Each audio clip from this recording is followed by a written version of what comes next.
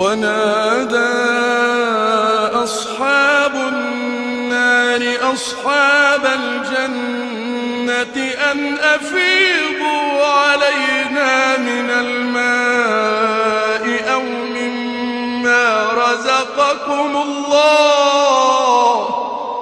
قالوا إن الله حرمهما على الكافرين الذين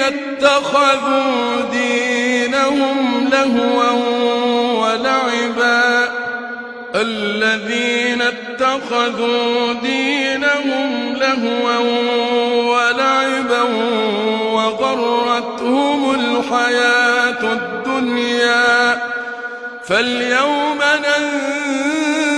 ننساهم كما نسوا لقاء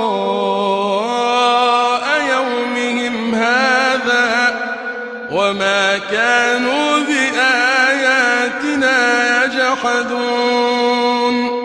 ولقد جئناهم بكتاب فصلناه على علم هدى